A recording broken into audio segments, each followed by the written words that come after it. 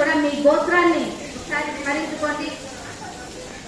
గోత్రోద్భవస్య ఇంటి యజమాని పేరును స్మరించుకోండి.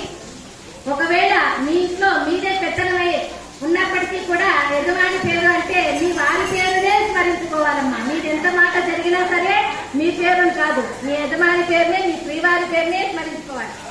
నవగ్రేస్య ఆ తర్వాత ధర్మపత్ని సమేతస్య మీ పేరును చెప్పుకోండి. కుటుంబ సకుటుంబస్య సమాజవస్య మీ పిల్లల పేరు చెప్పుకోవచ్చు.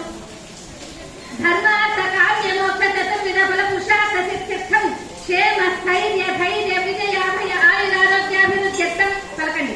ధన కనక వస్తు వాహనాది 120 గోత్ర కుటుంబ సమేతస్య సర్వ గోత్రోద్భవానాం మనోభీష్ట సకల సకల సంపద సమృద్ధ్యర్థం ఆధ్యాత్మికాది భౌతికాది అతిదైవిక భౌమ్యాంతరిక్ష దివ్య మహోత్పాత దుర్నిమిత్త దుష్ట శమనార్థం కృషి గోరక్ష వాణిజ్య ఐశ్వర్యాభివృద్ధ్యర్థం.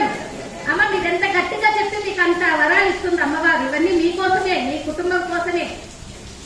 వేద సాంప్రదాయాభివృద్ధ్యర్థం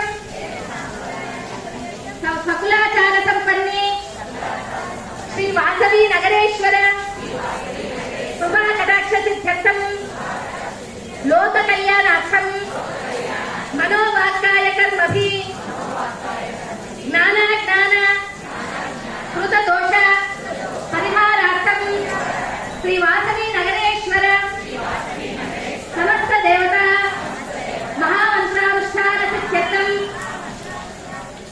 ధన ధాన్య వస్త్ర కాంచనాది జ్ఞాన మోక్షాది సకల సంపద అస్మిన్ గృహే అతివృష్టి అనావృష్టి భూకంపాది సర్వోపద్రవ నివారణార్థం శాంతర్థం శ్రీ వాసవి నగరేశ్వర స్వామి సమస్త దేవతా ప్రీత్యర్థం వాణీ హిరణ్య గర్భ ప్రీత్యర్థం కోనకమల జనార్దన ప్రీత్యర్థం వింధ్యవాసిని నగరేశ్వర ప్రీత్యర్థం